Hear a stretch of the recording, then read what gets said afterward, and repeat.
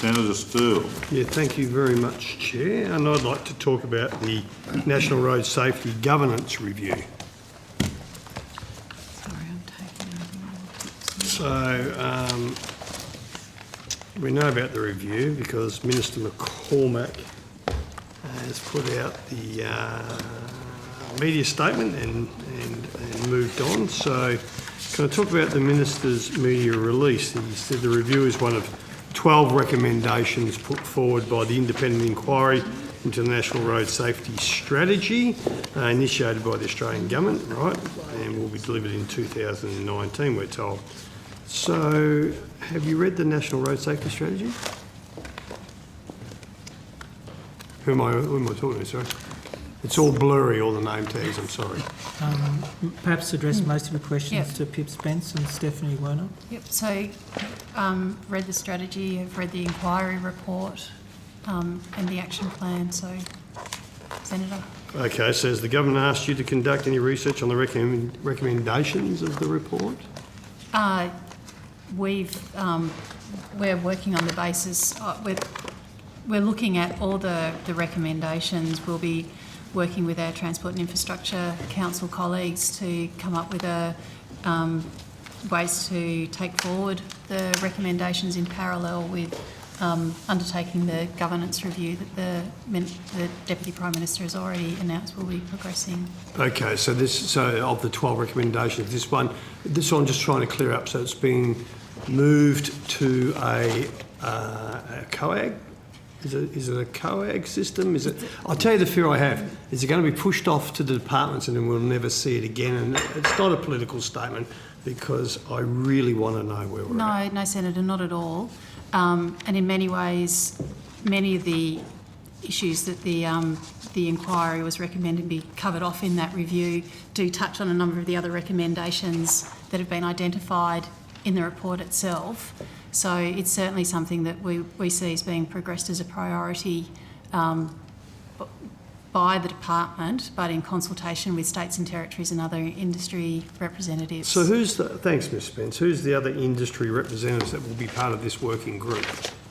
We haven't identified who would be, we haven't said there'd necessarily be a working group. Given the number of submissions that were made to the inquiry, I think we'll be concerned to try and limit the number of people that who will be on a working group. So we'll need to engage broadly, but the details of how we will do that haven't been settled yet. Okay, so it's going to go off to the appropriate state ministers and departments? The COAG Transport and Infrastructure Council will be the mechanism for engaging with the states and territories. Okay, and you haven't identified other stakeholders yet, but you said there will be some stakeholders? We already know who have put in submissions to the inquiry, so there's a long list of those who've obviously already expressed an interest. We heard from Senator Lionhelm previously concerns around motorcycle organisations not being adequately covered in this, so that's another group of people that we're going to need to engage with, Senator. Okay, so will the proponents of the inquiry, Professor Woodley and Dr Crozier, be invited onto this group? As I said, Senator, we haven't said there's going to be a group per se. It's going to be managed in the department and engaging with others. As I think I mentioned earlier, both Professor Woolley and Dr Crozier will be coming along to the Transport and Infrastructure Council to provide ministers with a direct briefing on the issues that they've identified as part of their review. So we certainly see them as being important stakeholders in taking forward the... Absolutely. Sorry, Ms Spence, what I'm trying to say, the work's all been done. It's there. We don't need it pushed off to another reviewer or another group. I'm not having a crack at you, but I just see the same cycle. Here we go again. Move it aside here, nothing to see. Yeah. Anyway, we'll move on. There'll be another election and we'll worry about it later. That's the feeling that I get. I'm more, Senator, I haven't been involved in the past, but and I definitely hear your frustration, but some of the issues raised in the review, such as the Vision Zero, the elimination agenda, for example, they're very sound ideas, and the upcoming cessation of the current program to 2020 does present this is a very good opportunity to reset the agenda post 2020. So I hear your frustration, and we're very mindful of it, but Ms Spence is right. We are firmly committed to working with the ministers, all ministers across the jurisdictions, to get this agenda moving more quickly. Okay, so thank you for that. Has the scope of the inquiry been determined? No, Senator. As per the Deputy Prime Minister's announcement, we will be working with states and territories and other stakeholders to settle the terms of reference for the governance review. All right, so what are the timelines of the review then while we're on that? Ms Werner, do you want to? Senator Stephanie Werner, Acting Executive Director of Surface Transport Policy Division. So the inquiry report had recommended that the governance review being completed by March 2019. Yeah. The government hasn't announced when it expects to actually conclude the governance review. We are working to have the terms of reference for the governance review agreed as quickly as possible, but as Ms Spence did say, there will be some consultation required before we can settle the terms of reference. I think the Deputy Prime Minister's press release referred to the terms of reference being finalised by the end of the year. We are trying to get them done before then, but certainly we would see it over the next 6 months being completed. Okay. So can you tell us what resources are being put in to conduct this review or allocated? Senator, we will have a dedicated team to work on the review, led at a senior executive service level, and sufficient resources to move this as quickly as we possibly can. I can't give you the exact numbers, but we're certainly committed to having a dedicated team so that it doesn't get shunted to one side. Okay, I suppose, Ms Spence, the test is here that we had Professor Woolley and Dr Crozier in here in this building, September 17th or somewhere, 14th, somewhere around there. Unfortunately, Senator O'Sullivan and I were overseas on another mission. And the Deputy Prime Minister responded at the National Road Safety Conference week at the dinner that he was off and running. And in a joint statement here, the Deputy Prime Minister with the Shadow Minister and myself said we're very happy, we want to work collegiately together, definitely. Put aside the politics, this is very important. And that's all rolled on and all that sort of stuff. So I just don't want to be here at the February estimate saying we asked back then. Yeah, and my fears have come, here we go again, a lot of lip service. I'm not you guys, so I don't want to be back here saying it's just history repeating itself, nothing's going to get done. So, as you said, you see my frustration. Can you tell us where safety fits in the review? Like, will health departments and safe work bodies also be able to contribute? We will be engaging with the agencies that were identified in the inquiry report, which included those. So yes, we'll be working across the Commonwealth with the states and territories and also with industry. So that's the challenge with all of this. We want to bring everyone with us, but as you say, we don't want it to take so long that you lose momentum. So no, that's right, and God bless all the ministers and all that. Yeah, okay, they're all dutifully elected people, and I get all that, and I respect their position. But you know, the health has to be there. Yeah. You know, all these other people, they have to be there. And you're saying to me, we don't quite know, but you agree they should be. I can't put words in your mouth, but when will you be able to tell us who will be part of the review? Hopefully this year. This year? I think we'll have a much clearer picture once we've come out of the other side of the Transport Infrastructure Council meeting on the 9th of November. Yeah. The ministers will have an opportunity to discuss. I think Senator Gallagher mentioned the dinner they have the evening beforehand. The ministers will have an opportunity to discuss the review at the dinner. They'll get the presentation from Professor Woolley and Dr Crozier. And we'll try and get this terms of reference settled as quickly as we can for the governance review. Yep. And then I'm hopeful we'll kick along. Okay, thanks Dr Kennedy. And I know it's only one of 12 recommendations, but has there been any discussion about the other 11 recommendations, where we're going to go, or is it just only one's been plucked? That's why I'm asking. No, Senator, we'll be using the Transport and Infrastructure Council to focus on some of those other recommendations. Again, they do require state and territory actions as well as ones from the Commonwealth. So again, as Dr Kennedy said, we hope we can give you a a clearer response after the Transport and Infrastructure Council meeting. Okay. But just prior to the council meeting and, considering a way forward, then there would be an amount of preparatory work being done right now Yes. Yes, to Senator. properly brief the bureaucrats who brief the state ministers. Yes. Yes, Senator. So that's all in train as we speak? That's what we've been focusing on, Ms. Werner. I just wanted to add that, so we received the report on the 12th of September and we had the opportunity to present the report and discuss it at the Austroad Safety Task Force meeting on the 2nd of October, where the Commonwealth, the States and Territories, the Local Government Association, Austroads and the NTC are all represented. We had a good conversation around the recommendations in the report that will require cooperation between the Commonwealth and the States and Territories. Following that meeting, we have been able to agree at a working level some of the recommendations that we may be able to progress collectively from the inquiry report. But as Ms Spence said, they will be formalised by ministers on the 9th of November. So, I mean, I've been critical in the past of the department not having enough focus on road safety, but you're sort of assuring the committee that the focus has changed. You're doing preparatory work based on that completed inquiry, with a view to getting some policy decisions around about the 9th of November. Yes, we're absolutely working towards that goal. We've done a lot of preparatory work for the Transport and Infrastructure Council meeting. Thanks. No, so just going back to the actual report itself. So Professor Woolley's report and Dr Crozier's. Can you tell us how much it cost the department in total to do that, including secretariat support and financial support to panel members appointed to undertake the inquiry? I don't have a total figure, but I can give you the different elements. Is that appropriate? Yep.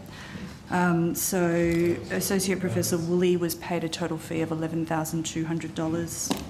Dr Crozier was paid a total fee of $17,175. The two principal advisors did not receive any fees but had travel accommodation costs covered for stakeholder meetings and meetings with the Deputy Prime Minister. The department estimates the support provided through secretariat services to the inquiry as 10% of an EL2, 30% of an EL1 and 20% of an APS 6 officer. I think you provided that on notice. It was $77,000. That's correct. So we're looking at 77 plus 30, less than Yes. 100,000. That was for the departmental component, yes. And then there was the advisors and the travel and accommodation. So has the department got the appropriate structures and resourcing and budget to be able to meet its obligations in road safety as we stand at the moment?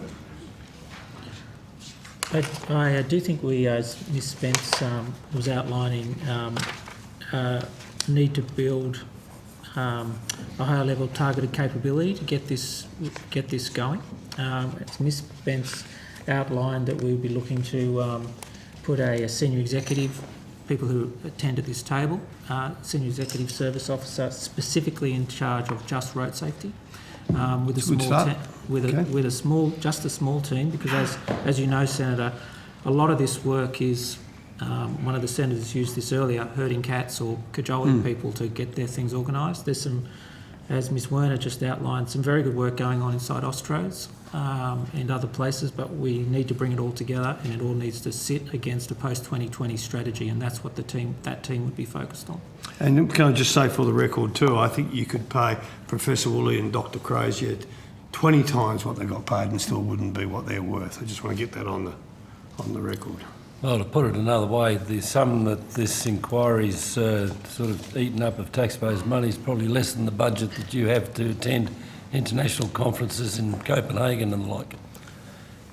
Well, I can put on the record I've never attended an international conference in my current role, but I take your points, Senator. But several members of your department and the NTC have, and we know that one who finishes next Monday wandered away for a soiree in Copenhagen. And we'll get that money on notice. Before the pub shut.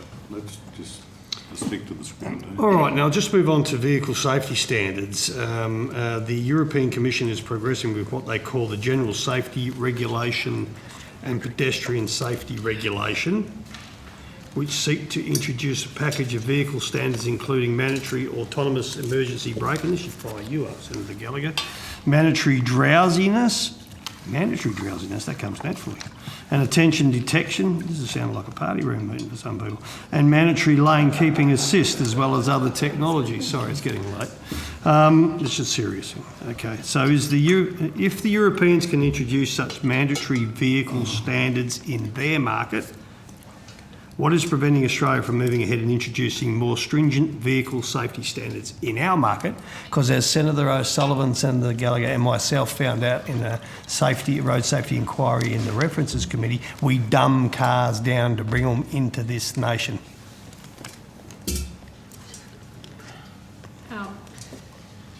So those specific... Just introduce yourself. Sorry, Sharon Nyakringama, General Manager of Vehicle Safety Standards.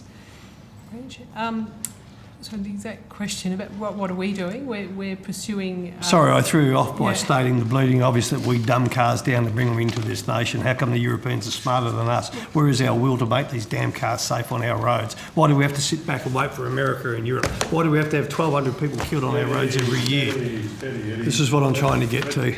So I want to know why we are so poor when it comes to other standards around the world in road safety. The and ADR, the vehicles. Australian design rules, the ADRs are broadly comparable to those of all other development nations, and differences in the timing and the scope vary due to a range of factors such as various countries' priorities, road safety issues and fleets, and the market characteristics.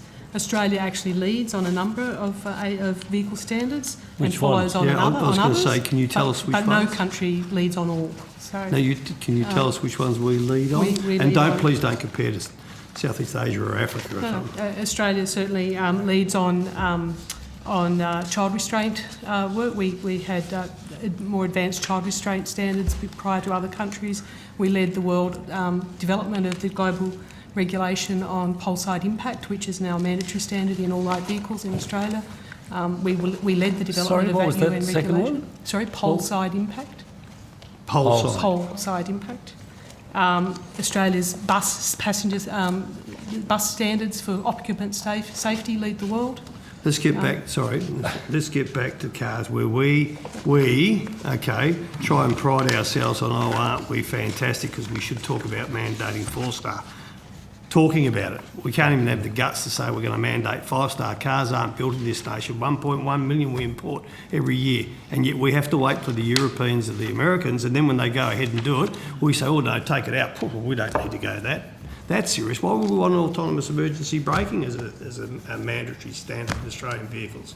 Let's just keep running people over. Yeah, autonomous emergency braking is on our work program at the moment under the current the 2018-2020 National Road Safety Action Plan. So what does your work program mean? Is it something that you'll talk about at the next conference? No. Is that what you're saying? We are actively doing work on automated emergency braking. We currently have commissioned research by MUARC, the Monash University Action Research Centre. The policy of the coalition was to have it mandated by 2018.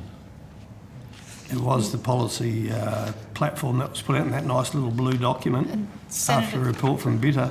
Sorry, Senator, if I could just jump in and say, as we've explained previously, without the international standard or UN standard, it makes it very difficult for us. But one of the things that we have found out is ANCAP has now advised that 31% of new cars sold in Australia now offer AEB as a feature. Yeah, but Ms Spence, I'm not interested in what people might want to pay for the sake of what it would cost. A 4-year loan for a new car, it's about $4 or $5, I'm told.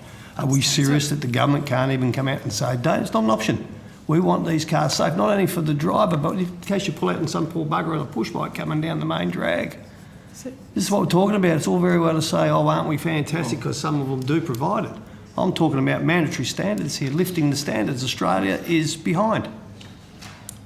So when you talk about your work diaries or your work programs, is it a wish list? I'm not having a crack at you, it's the government that needs to step up to the plate, for crying out loud, and do everything they can to make at least make it mandatory to have these features that are already available through the US and Europe. So perhaps I can just add some colour to Senator Sterl's I don't think assertion. that would be possible. We know from a careful evaluation of the introduction of road safety initiatives like seatbelts that it took nearly 11 years to gain legislation in every jurisdiction. Yeah, you will. is the number of people killed in that 11 years is unbelievable.